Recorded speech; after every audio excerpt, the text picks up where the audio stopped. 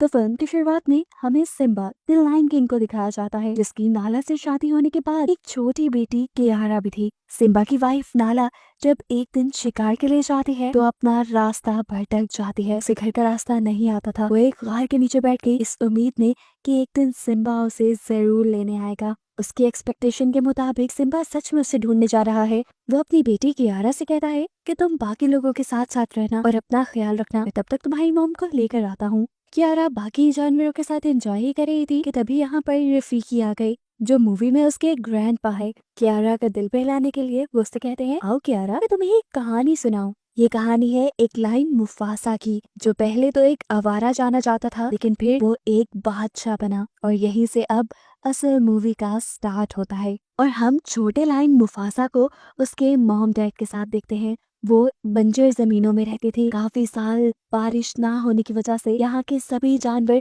बहुत बीमार हो चुके थे। मुफासा अपने मॉम डैड से पूछता है, वो सामने जिन पहाड़ों में से रोशनी आ रही है वो पहाड़ कौन से हैं? उसकी मॉम ने बताया, उस जगह का नाम मिलेले है और एक दिन हम वहाँ जरूर जाएंगे। मैंने सुना है कि वहाँ हर चीज है और वहाँ जानवर बहुत अमन की जिंदगी गुजारते हैं। इनकी इन्हीं बातों के दौरान एक अच्छी चीज ये हुई कि बारिश बरसने लगी, जिसे देखकर सारे ही जानवर खुशी से झूम उठे। वो नहीं जानते थे कि उनकी ये खुशी कब बदनसीबी में बदल जाएगी। बारिश बढ़ते बढ़ते इतनी ज्यादा हो गई कि यहाँ सैलाब आ गया। इस सैलाब में बहुत से जानवर डूबने लगे और मुफासा भी उसी बहते पानी में गिर गया। उसके डैड उसे बचाने के लिए फौरन पानी में कूदे और उसे मुंह से पकड़ते हुए किसी तरह बचा भी लिया। इससे पहले कि वो भी पानी में डूब जाते, वो मुफासा को दूसरे पत्थरों की तरफ फेंक देते हैं, जहाँ से उसकी मॉम उसे अपने पास बुलाने की कोशिश कर रही थी, लेकिन मुफासा को डर लग रहा था। एकदम से बहते पानी के साथ यहाँ पे एक हाथी भी आ गया। हाथी के टकराने की वजह से यहाँ से वो बंद टूट गया, जिसके ऊपर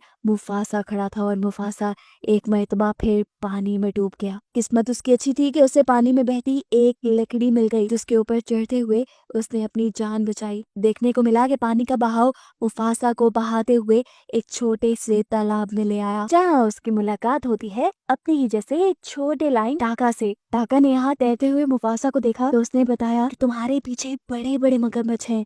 ये सुनकर मुफासा घबरा गया और वो तैरते हुए किनारे तक आया, जहाँ से टाका उसकी मदद करता है उसे तालाब से बाहर निकालने में। लेकिन अब ऐसा लग रहा था कि देर हो चुकी है। वो मगरमच्छ बिल्कुल उनके करीब थे, लेकिन ठीक वक्त पे यहाँ टाका की मॉम ने आकर उन मगरमच्छों पे गुरा कर उन्हें यहाँ से भगा दिया और ये दोनों बच गए। अब टाका मॉम से कहता है, मॉम हम मुफासा को क्या अपने घर ले चले? लेकिन उसकी मॉम मना कर देती है, क्योंकि उनके ग्रुप का एक रूल था, वो किसी भी आवारा को अपने साथ नहीं रखते थे। तब मुफासा बोला, नहीं मैं आवारा नहीं हूँ, मेरे डैड अपने एरिया के किंग हैं। लेकिन अब वहाँ सैलाब आ गया है और उसी सैलाब में बहते हुए मैं अपने मॉम डैड से दूर आ गया हूँ। उसकी ये दुखी कहानी सुनकर टाका की मॉम भी इमोशनल हो गई और उसे लेकर अपने घर आ गई, जहाँ पर टाका के डैड भी थे। लेकिन वो मुफासा को देखकर और ज्यादा गुस्सा हो गए। गुस्से में उन्होंने भी टाका की मॉम से वही कहा जो टाका की मॉम ने कहा था कि हम आवारा को अपने ग्रुप में नहीं रखते। इधर दोबारा मुफासा बोला, मैं आवारा नहीं हूँ, मैं जानता हूँ मेरे मॉम डैड मुझे ढूंढते हुए एक दिन यहाँ जरूर आ जाएंगे, और वैसे भी मैं बहुत टैलेंटेड हूँ, मैं इतना तेज भाग सकता हूँ कि आपको भी रेस में हरा दूं। ये सुनकर किंग बोले, अच्छा ठीक है, अगर ऐसी ही बात है तो तुम टाका को हरा कर दिखाओ, फिर हम तुम्हें अपने ग्रुप में रखने को मान जाएंगे। रेस शुरू हो जाती है और हम देखते हैं कि टाका की स्पीड मुफासा से कहीं ज्यादा थी। वो आगे आगे बढ़ रहा था। एक पॉइंट तो ऐसा भी आया कि मुफासा गलती से पानी में गिर गया। वो डूबने ही वाला था कि ठीक वक्त पे आकर टाका ने उसकी जान बचाई। जिसके बाद जब रेस कंटिन्यू हुई तब भी टाका आगे आगे था। वो चाहता तो बड़ी आसानी से ये रेस जीत जाता, लेकिन उसे एक दोस्त, एक भाई की जरूरत थी। ये कहते हुए उसने अपनी स्पीड कम कर दी और ऐसे मुफासा को ये रेस जीतने दी। ये देखकर टाका के डैड को बहुत गुस्सा आया कि टाका हार गया, लेकिन टाका इस सबसे बहुत खुश था, क्योंकि फाइनली उसकी इस हार से उसे एक भाई, एक दोस्त तो मिल गया है। वो तो इस चीज पे बहुत खुश था। लेकिन यहाँ उसके डैड उसे समझाते हैं, टाका ध्यान से रहना, ये जिसे तुम अपना भाई समझ रहे हो ये तुमसे तुम्हारा असल भी छीन सकता है। खैर अब दिखाया जाता है कि टाका और मुफासा दोनों ही एक दूसरे की कंपनी बहुत एंजॉय करते थे। जानवरों के साथ खेलते कूदते वो बड़े हो गए। सब कुछ नॉर्मल चल रहा था, लेकिन एक बात जो अब नॉर्मल थी टाका के डैड ने मुफासा को कभी अपने ग्रुप का मेंबर नहीं समझा था। वो उसे आज तक आवारा ही समझते थे। एक दिन देखने को मिला कि मुफासा अपनी मॉम के साथ यानी टाका की मॉम के साथ शिकार पे गया था। टाका चुपके से पीछे खड़ा हुआ था। ये लोग इससे पहले कि हिरन का शिकार करते, इनके सामने एक बहुत बड़ा खतरा आ गया। इनके सामने आ गए सफेद शेर जो इनसे कहीं ज्यादा ताकतवर होते हैं। इन्हें देखकर टाका छुप गया और ये चीज उसके मॉम ने भी नोटिस की। और जब वो सफेद शेर इनके इलाके की हिरणों पे वार करने लगे तो तब टाका की मॉम उनके सामने आ गई। इन दोनों के दरमियान में लड़ाई हो गई और अपनी मॉम को बचाने के लिए मुफासा उन सफेद शेरों से लड़ने लग गया। वो अकेला ही इन दोनों पर भारी पड़ रहा था। यहाँ तक कि उसने तो एक शेर को पकड़कर मार भी डाला। अपने साथी के मरने से दूसरा सफेद शेर कमजोर हो गया और यहाँ से चला गया। जिसके बाद मुफासा अपनी मॉम को लेकर वापस यहाँ आया। यहाँ आकर टाका और मुफासा की मॉम अपने लायन किंग को बताते हैं कि अगर मुफासा ना होता तो आज मेरी जान ना बचती। मुफासा उतने ताकतवर शेरों के साथ अकेले लड़ा और उसने मेरी जान बचा ली। इस मर्तबा वो पहली बार थी जब किंग ने मुफासा को अच्छे तरीके से बुलाया और कहा कि मैं तुम्हारा एहसानमंद रहूंगा हमेशा, तुमने मेरी वाइफ की जान जो बचाई है। अभी उसने यही बोला कि मुफासा कहने लगा, मुझे हवाओं का रुख बता रहा है कि वो शेर हमसे बदला लेने आ रहे हैं। अगर आप चाहें तो किसी खबरी को वहाँ भेजकर उनकी खबर ले सकते हैं। बादशाह के कहने पर उनका एक खबरी जब सफेद शेरों के झुंड के पास गया तो वहाँ देखने को मिला मुफासा ने जिस शेर को मारा था वो वहाँ के बादशाह का बेटा था और अब बादशाह के अंदर बदले की आग भड़क चुकी थी। मुफासा को तो वो बाद में आकर मारती। जब उन्हें ये पता चला कि दूसरा शेर उनके बेटे को वहाँ अकेला मरने के लिए छोड़ाया था तो उन्होंने सबसे पहले मिलकर उसी शेर को मार डाला। और इस चीज से मुफासा के ग्रुप के शेर को ये बात पता चली कि वो लोग बहुत ही बेरहम और ताकतवर हैं। साथ ही वो अब अपना बदला लेने के लिए भी इनके पास आएंगे। अब मुफासा के ग्रुप का खबरी शेर वापस आया और उसने बादशाह को बताया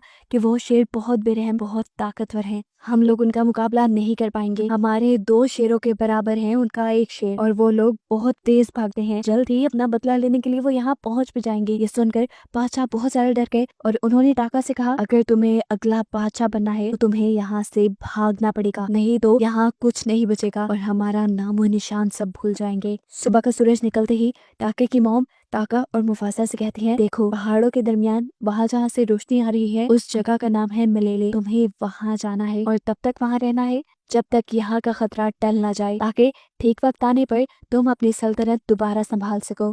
टाका और मुफासा तो यहाँ से निकल गए लेकिन इतने में ही पीछे उन सफेद शेरों का पूरा झुंड भी आ गया और उनके बादशाह ने आकर टाका के डैड से पूछा, बताओ कौन है जिसने मेरे बेटे को मारा था। टाका के डैड ने ऐसी एक्टिंग की कि जैसे वो तो जानते ही ना हो कि क्या हुआ है। इस चीज ने सफेद शेरों के बादशाह को गुस्सा दिलवा दिया। यही उसके बाकी शेर जो यहाँ की तलाशी ले रहे थे उसे पता चल गया कि 2 शेर यहाँ से भागे भी हैं। वो उनका पीछा करने लगे। उनकी स्पीड इतनी तेज थी कि जल्द ही वो टाका और मुफासा के करीब पहुंच गए। उन्हें करीब देखते हुए मुफासा ने टाका से बोला, टाका हमें यहाँ रुक कर लड़ना चाहिए, भागना बहादुरी नहीं है। लेकिन वो ज्यादा थे और मुफासा और टाका 2, इसीलिए टाका ने कहा कि हमें भाग जाना चाहिए। इनकी इन्हीं बातों के दौरान वो सफेद शेर बिल्कुल इनके पास भी आ गए और इनसे आके उन्होंने सवाल किया, बताओ किसने मारा था हमारे नवाब को। उन्हें देखते ही मुफासा ने बिना डरे उन्हें कहा, मैं था जिसने मारा। लेकिन उन्होंने मुफासा की बात पे यकीन नहीं किया क्योंकि वो टाका को सूंघ चुके थे। टाका के खून से बादशाह के खून की स्मेल आ रही थी और उन्हें लगा कि टाका ने ही जरूर उनके नवाब को मारा होगा। हालांकि मुफासा कहता भी रहा कि नहीं, टाका को छोड़ दो, सब गलती मेरी है। लेकिन वो अब टाका के पीछे पड़ चुके थे। ऐसे में टाका मुफासा को लेकर भागा और पहाड़ी के आखिरी किनारे पे आ गया जिसके नीचे अब पानी ही पानी था। इससे पहले कि ये सफेद शेर उन्हें पकड़ते या कुछ करते, टाका मुफासा को लेकर पानी में जंप कर देता है। पानी का बहाव उन्हें एक मैदान तक ले आया। पानी से तो अब टाका और मुफासा बाहर निकल आए लेकिन रात होने पे उन्हें बहुत ज्यादा भूख लग चुकी थी। ये लोग खाने की तलाश में घूम रहे थे। तभी उन्हें जंगलों में से किसी की स्मेल आई। उनको लगा कि ये उन्हीं जैसा कोई शेर है। पास जाने पे पता चला कि ये एक शेरनी थी जिसका नाम था सराबी, जो इन्हें देखकर सुख का सांस लेती है और इन्हें बताती है कि हर जगह उन सफेद शेरों का डर बैठा हुआ है। उन्होंने मेरे भी पूरे ग्रुप को मार डाला और बस मैं ही जिंदा बची हूँ। यहाँ पर हम शाजू नाम के एक छोटे से बर्ड को भी देखते हैं जो सराबी का था। सराबी के लिए ये बर्ड जासूसी का काम करता है और सफेद शेरों के आने से पहले ही उसे छुपने का कहता है। एक तरह का वो उसका बॉडीगार्ड है। हमें पता चला कि सराबी भी मलेले जाना चाहती है जहाँ पर टाका और मुफासा जाना चाहते हैं अपनी हिफाजत के लिए। इसलिए ये अपना आगे का सफर एक साथ कंटिन्यू करने का डिसाइड करते हैं। थोड़ा आगे जाने पर इन्हें खाने की खुशबू आई। खाने की क्या, ये तो बंदरों की खुशबू थी जिन्हें ये मार खाते थे। इन्हीं बंदरों के अंदर पहली मर्तबा मुफासा को मिला रफीकी। इस टाइम उसकी उम्र काफी कम है। रफीकी को उसके जैसे बंदर बिल्कुल पसंद नहीं करते, वो उसे अपने झुंड से निकाल चुके हैं। ऐसे में ही वो मिला है इन तीनों से। इससे पहले कि ये लोग रफीकी का शिकार करके उसे खा जाते, रफीकी उसे बताता है कि मुझे मलेले का रास्ता आता है। ये बात सुनकर वो तीनों हैरान हो गए। मुफासा ने कहा, सच बताओ? तो रफीकी ने कहा, हाँ, मैं पहले वहीं रहता था और अब मैं दोबारा मलेले ही जा रहा हूँ क्योंकि वहाँ पर मेरा भाई रहता है। भाई वाली बात तो झूठ थी, लेकिन हाँ, उसे मलेरे का रास्ता आता था, ये बात सच थी। खैर, ये बात जानकर कि रफीकी को मलेरे का रास्ता आता है, ये लोग उसे खाने का इरादा छोड़ देते हैं और उसे अपने ग्रुप में शामिल कर लेते हैं ताकि वो उन्हें आसानी से मलेरे तक पहुंचा दे। सफर करते करते सुबह हो जाती है और सराबी हवाओं के रुख से पता चलाती है कि वो सफेद शेर अभी भी उनका पीछा कर रहे हैं। सराबी को लगता है कि वो सफेद शेर इनकी नस्ल को खत्म करना चाहते हैं। सराबी इन्हें यहाँ पे रेस्ट करने से मना करती है और ये लोग सफर कंटिन्यू रखते हैं। रास्ते में टाका मुफासा को बताता है कि मुझे सराबी अच्छी लगने लगी है और मुफासा यहाँ पर उसे इम्प्रेस करने के तरीके बताता है। मुफासा उसे कहता है कि मुझे सराबी के जिस्म से गुलाब के फूलों की खुशबू आ रही थी, तुम जाओ ये बात उसे बताओ। लड़कियों को ये बातें बहुत पसंद आती हैं। उसके कहने के मुताबिक टाका ने ऐसा ही किया और वाकई ये बात सुनकर सराबी टाका से इम्प्रेस भी हो गई। खैर, यहीं पर इनके सामने हाथियों का झुंड भी आ चुका था और अब बहुत सारे सफेद शेर भी इनके बहुत करीब आ चुके थे। असल में सफेद शेर इनके इतने करीब इसलिए आ गए थे क्योंकि वो बड़ी बड़ी छलांगे लगा सकते थे और उन्होंने पहाड़ी इलाका छलांगे लगा लगा के पार कर लिया था, जिसे ये लोग नीचे से पार करते हुए आए थे। अब इन सफेद शेरों से बचने के लिए इन्हें कुछ तो जुगाड़ करना था। शराबी जल्दी से एक पेड़ के ऊपर चढ़ जाती है और वहां पे लगा मधुमक्खियों का छत्ता फाड़ देती है, जिससे हर जगह मक्खियां ही मक्खियां हो गई। इन मक्खियों ने हाथियों को तड़पा दिया और हाथी जब बेहंगम इधर उधर भागे तो सफेद शेर उन हाथियों के दरमियान उलझ गए। ऐसे ही लोग सफेद शेरों से तो बच जाते हैं, लेकिन देखने को मिला सराबी जो दरख्त के ऊपर चढ़ी थी वो वापस उतर नहीं पाई। वो एक टहनी से लटकी हुई थी और अचानक टहनी के टूटने पे वो नीचे हाथियों के झुंड में ही गिर गई। इससे पहले कि हाथी कोई उसके ऊपर पाँव रख देता और वो मर जाती, मुफासा उसकी जान बचाने के लिए पास आया। वो उसे साइड पे करते हुए उसके ऊपर खुद खड़ा हो जाता है और इस तरह उसकी जान बचाता है।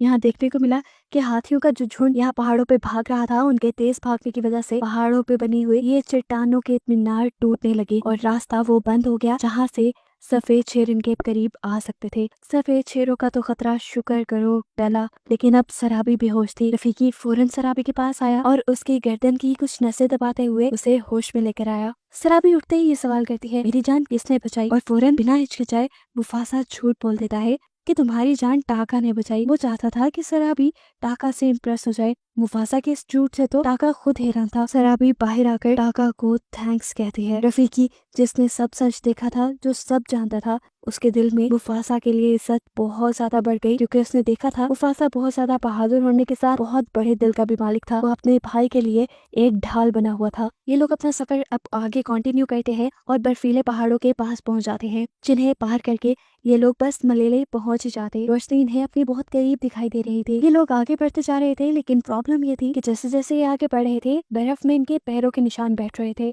ऐसे में सफेद शेर कभी भी उन्हें देख लेते। तब मुफासा सराबी के बर्ड शाजू से रिक्वेस्ट करता है कि तुम जाकर हमारे पाँव के नीचे की बर्फ को हटाते रहो ताकि वहाँ से सारे निशान मिट जाएं। मुफासा का ये आइडिया बहुत अच्छे से काम कर रहा था। जब सफेद शेर यहाँ पहुंचे तो उन्हें यहाँ पर पैरों के कोई निशान नहीं दिखाई दिए और वो कंफ्यूज हो गए कि अब वो उन शेरों को पकड़ने के लिए किस डायरेक्शन में जाएं। मुफासा की इस आइडिया से तो सराबी भी इम्प्रेस हो गई थी। इसके अलावा भी मुफासा यहाँ पे कई ऐसे फैसले लेता है और ऐसे बहादुरी के काम करता है जिससे सराबी को ये बात पता चल जाती है कि मुफासा ही वो था जिसने अपनी जान पे खेलकर सराबी की जान बचाई थी। उसकी ज़हीन बातों से अब सराबी ने ये भी अंदाजा लगा लिया था कि उसकी जिस्म से आती फूलों की खुशबू को टाका ने नहीं बल्कि मुफासा ने महसूस किया था। इसीलिए अब वो मुफासा की तरफ अट्रैक्ट होने लगी और ये चीज महसूस करते हुए मुफासा उसे ये यकीन दिलाने की कोशिश करता रहा कि नहीं, ये सब काम करने वाला कोई और नहीं बल्कि टाका था। उनकी ये बहस चलती रही। सराबी चाहती थी कि मुफासा कन्फेस करे ये सारे काम उसने किए हैं। उनको ऐसे करीब देखकर टाका जेलस होने लगा और टाका को लगा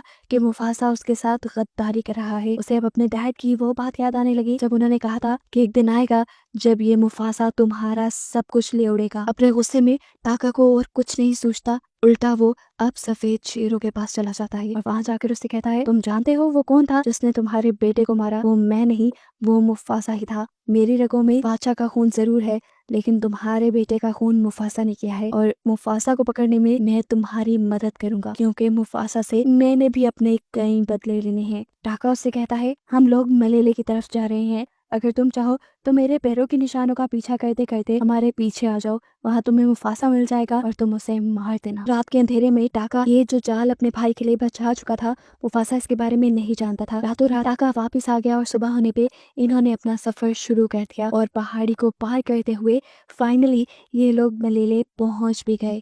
इस जगह को देखकर मुफासा की खुशी की इंतहा नहीं थी, क्योंकि वो हमेशा से इस जगह के बारे में अपनी मॉम से भी पूछा करता था और उसकी दिल से ख्वाहिश थी कि वो अपनी फैमिली के साथ यहाँ पे आता। मुफासा ने नोटिस किया कि यहाँ पे सारे जानवर काफी अमन से एक साथ मिलकर जिंदगी गुजार रहे हैं। कोई लड़ाई नहीं, कोई झगड़ा नहीं। उनका ये सारा अमन 1 मिनट में खराब हो जाता है जब ये सारे जानवर अपने पीछे सफेद शेरों के बादशाह को देखते हैं। असल में ये सारे जानवर भी सफेद शेर के बादशाह से डरते थे, क्योंकि इन सब के नाक में एक वक्त में इसने दम करके रखा हुआ था। मुफासा हैरान परेशान था कि आखिर सफेद शेर उसके पीछे आए कैसे। वो तो अपने निशान मिटाते चले गए थे। वो इस बात से बिल्कुल अनजान था कि इस सब के पीछे उसका अपना भाई टाका ही है। यहाँ ये अब शेर बिना वक्त ज़ाया किए मुफासा के ऊपर हमला कर देता है। वो मुफासा से लड़ ही रहा था कि मुफासा ने पहली मर्तबा तो उसे धक्का देके दूर कर दिया और तब उसके सामने आया टाका और उसे सच्चाई बताई कि ये सब टाका का किया धरा है। सफेद शेर को मुफासा तक लाने वाला और कोई नहीं बल्कि टाका ही है। ये सुनकर अब मुफासा का दिल टूट गया